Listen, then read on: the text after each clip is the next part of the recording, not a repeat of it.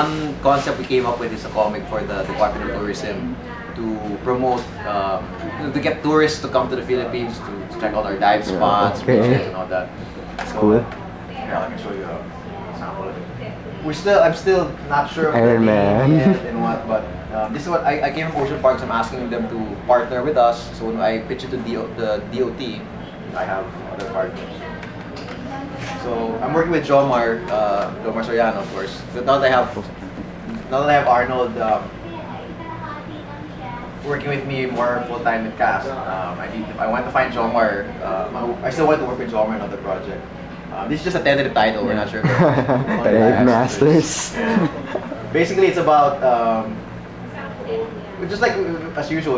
I always like writing stories about human relationships. It's about a guy, very serious American guy, marine biologist who comes to the Philippines as an expedition to study different beaches and dive resorts. And he meets this girl. He finds this mysterious girl who can somehow breathe underwater. Kind of like Rogue, she touches a sea creature, gets the creature's looks and powers and like that. So yeah, and then the things about them going around the Philippines, checking out different spots. And at the same time, she teaches him about how to be sort of nicer, how to understand creatures, like on a personal level. But he teaches her about the scientific aspect, like why corals need light or how shrimps process this, all the sciencey stuff.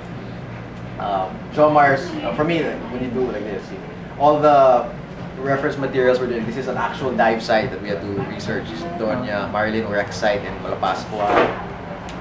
This is also based in Malapascua. So for this one we had to use reference photos. Because the way I'm pitching it is that we want to look To promote the Philippines. yeah, right? it has to be accurate. So when people see it, wow, I want to check out this place. When they see it in the comic, it's a real place. You can actually visit it now. And the creatures, so all the science has to be real. So I told Joker, you can't make up fish. I'm gonna give you actual, reference photos of fish. Which actually, in issue 1 of Canto was my frustration. I actually gave Stephen reference photos of fish which he didn't use. So one day tayo kita. That's one project. I'm not sure. Of course, I'm still pitching it, so we're not sure if it's gonna go through. No, But okay. there's a good chance because I have at least like 3 backup plans in case DOT doesn't want it. I can pitch it to somebody else. The interesting thing about with this is that like me, I'm not just an author. I'm also a publisher. And when you're a publisher, you have to think of the business side as well. So you can't just unlike Cast, which in the beginning started off as something I want to do as an occupation, to earn money and whatnot. But as I went along, I found out that it's really a very personal project, and it became harder to make certain business decisions. Like they'll say, "Oh, uso yan, so you better put it in the store." I'm like, but no, it doesn't feel right, And there's certain decisions come where you know that this makes business sense, but doesn't make artistic sense, and you have to choose. So a project like this, because it's really purely a business project, I have no problem, tweaking story elements, inserting product placement and whatnot for it. But with Cast, I'm not as willing to do that. And there are a lot of conflicts. Like me and Albert, because Albert is my editor, would always try to insist to do certain things, and we sometimes fight over his decisions. Like for example, once he wanted to have an issue about gadgets, he said, "Let's just put a lot of gadgets in." And I'm like, we come out like what, quarterly now? We're not even monthly anymore. We're quarterly. If we put a gadget in, then the next issue comes out, or 2 issues later, that gadget is obsolete. Yeah. Diba? Can you imagine if we back in issue 5, we put in like a certain phone. By now, that phone's already obsolete. There's like an iPhone already. Or you put it on a certain iPad, like 6 months later, there's a new iPad Touch already, so that already looks laos, diba? So, those are certain business decisions that you make. So there. Yeah. That's the thing that that's how a lot of the projects that unlike other authors, which just think of I might make this new concept, just write it, bahala na how it sells. With a lot of the projects I'm working on now, when I pitch the project, I have to think, is this feasible? Even if it's very artistic and it doesn't look like it's uso or it's in or it's marketable, there is a way to make it marketable. So I have to find who's the audience for this. Like with this comic, it's divers. It's not just tourists in general. It's not for everybody. It's for eco-tourists. It's for divers, especially foreign divers. So then you build marketing around it. So for me, aside from being creative in writing, I have to be creative in business also. So Okay. What are your Who were your inspirations as a writer? Inspiration as a writer. Surprising as an author, I don't. Which is kind of bad. I don't actually read that many prose stuff. I guess I should. You know, I really should. But my inspiration, of course, are mostly comic book creators, comic book authors. Probably the strongest influences are Terry Moore of Strangers in Paradise. Terry Moore is a. Have you heard of Terry Moore? He's a. No, not really. That's why. Most of my editors are these indie guys who no one's heard of here. But you know, I feel that people should really check out their work. Terry Moore's a guy who started a series called Strangers in Paradise back in 1993.